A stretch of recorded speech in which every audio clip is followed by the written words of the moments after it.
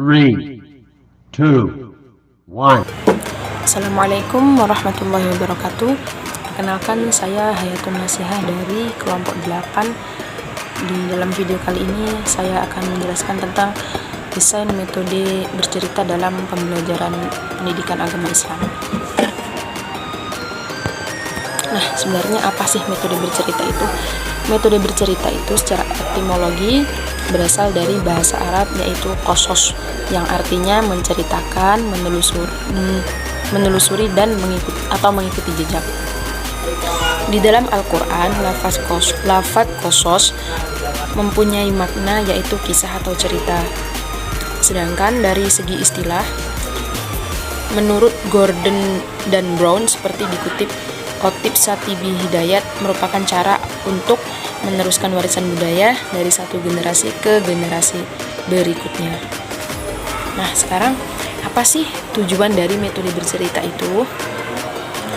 Nah, tujuannya adalah melalui cerita anak dapat menyerap pesan-pesan yang dituturkan dalam kegiatan bercerita. Anak dibimbing untuk mengembangkan kemampuan untuk mendengarkan cerita guru yang bertujuan untuk memberikan informasi atau menanamkan nilai-nilai moral, sosial, dan keagamaan. Dan sekarang, apa sih sebenarnya manfaat metode bercerita itu? Berikut di antara manfaatnya. Yang pertama yaitu membangun kedekatan emosional antara pendidik dan anak didik. Yang kedua, merupakan media penyampai pesan atau nilai moral yang paling efektif. Yang ketiga, pendidikan imajinasi atau fantasi. Yang keempat, menyalurkan dan mengembangkan emosi. Yang kelima, membantu proses peniruan perbuatan baik tokoh dalam cerita. Yang keenam, sarana hiburan dan menarik perhatian. Dan yang ketujuh, menggugah minat baca anak. Dan yang ke-8, sarana membangun watak mulia. Nah, demikian tadi pengertian, tujuan serta manfaat dari desain metode bercerita. Sekarang mari kita saksikan contoh dari metode bercerita tersebut. Sebelumnya saya mohon maaf bila mana dalam penyampaian saya tadi terdapat salah kata dan penjelasan yang kurang tepat. Saya mohon maaf yang sebesar-besarnya. Dan kepada para teman-teman online dimohon kritik dan sarannya. Assalamualaikum warahmatullahi wabarakatuh. Waalaikumsalam warahmatullahi wabarakatuh. Apa kabar hari ini anak-anak? Baik. Baiklah, bisakah hari ini kita memulai pelajaran? Sudah. Nah, hari ini kita akan belajar tentang kisah di zaman Nabi, yaitu Ibu akan bercerita pada hari ini tentang budak di zaman Nabi yang bernama Zunairah. Ini tentang ketabahan iman dari Zunairah tersebut. Satu di antara hamba sahaya Muslim adalah yang bernama As-Sa'adah Junairah, budak Abu Jahal. Karena keimanannya dalam Islam, dia ditanya Abu Jahal, "Benarkah kamu telah menganut agama Islam?" "Benar, aku percaya pada seruan Nabi Muhammad SAW, karena itulah aku mengikutinya," jawab Zunairah tersebut. Untuk menggoyahkan keyakinan budaknya itu, Abu Jahal pun bertanya kepada teman-temannya, "Hai kawan-kawanku, apakah kalian juga mengikuti seruan Muhammad?" "Tidak," jawabnya secara bersamaan. Nah, kalau memang apa yang dibawa oleh Muhammad itu adalah baik, tentu mereka akan lebih dahulu mengikutinya daripada kamu yang hanya menjadi seorang budak. Itulah perkataan Abu Jahal kepada Zunairah tersebut. Karena Zunairah tadi menganut agama Islam, maka Abu Jahal tersebut menganiaya Zunairah dengan kejam, sampai ditusukkannya benda tajam kepada matanya, sampai pada matanya menjadi buta.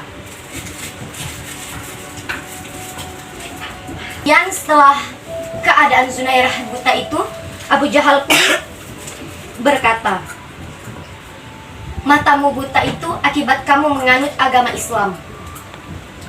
Coba kamu tinggalkan agama Islam, maka matamu akan sembuh kembali." Betapa sakitnya hati Zunairah tersebut mendengar penghinaan majikannya itu. Dan Zunairah pun berkata, "Kalian pembohong, tidak bermoral. Lata dan Uzza yang kalian sembah itu tidak akan memberi manfaat, bahkan membawa mudarat kepada kalian." Mendengar Zunairah berkata itu, Abu Jahal pun sangat marah. Dan Abu Jahal pun memukul Zunairah dengan keras sekeras-kerasnya dan berkata, "Wahai Zunairah, ingatlah kepada Lata dan Uzza, mereka berhala sesembahan nenek moyang kita. Tidak takutkah engkau apabila mereka murka? Maka kembalilah kepada berhala yang kita sembah." Setelah mendengar bujukan dari Abu Jahal tersebut, Zunairah pun berkata, "Wahai Abu Jahal, sebenarnya Lata dan Uzza itu lebih buta dari mataku yang engkau siksa ini. Meskipun mataku buta, Allah Subhanahu wa Ta'ala dengan mudah akan menerangkan lagi kembali mataku. Maka yang tidak patut disembah itu adalah Lata dan Uzza yang engkau sembah sekarang." Jawab Zunairah dengan tegas.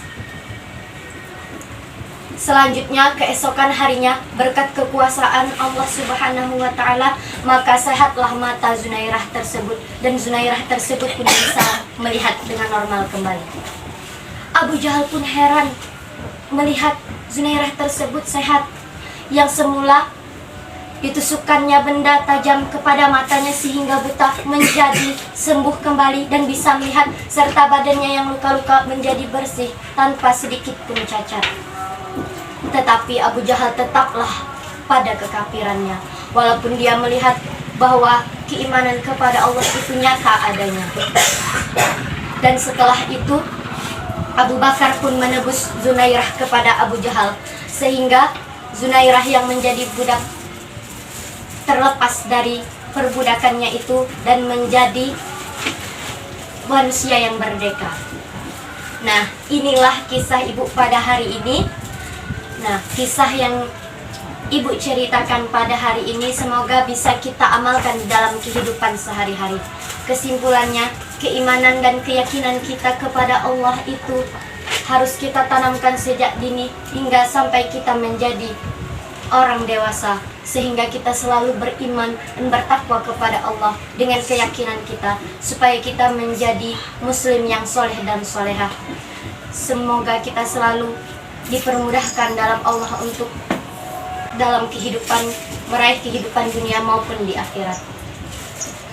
Maka dari itu, kalian semua haruslah menjadi orang yang soleh dan soleha. Jangan lupa sholat, jangan lupa mengaji, dan jangan lupa selalu mendoakan orang tua kita supaya kita bahagia di dunia maupun di akhirat. Demikianlah cerita ibu pada hari ini.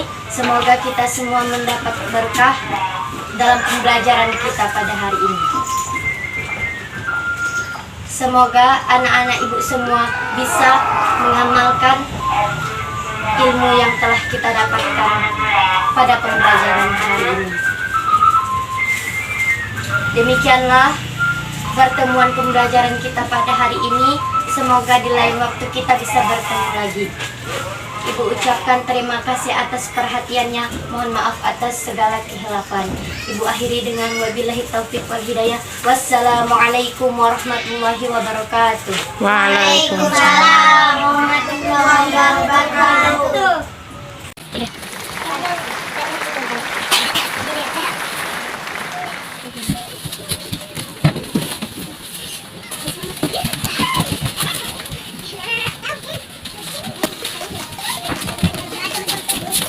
Nah, demikian tadi pengertian serta penjelasan dari dan contoh dari desain metode bercerita. Dan semoga ilmu yang kami sampaikan ini bermanfaat. Dan sampai jumpa di video tugas yang selanjutnya. Saya akhiri, wassalamualaikum warahmatullahi wabarakatuh.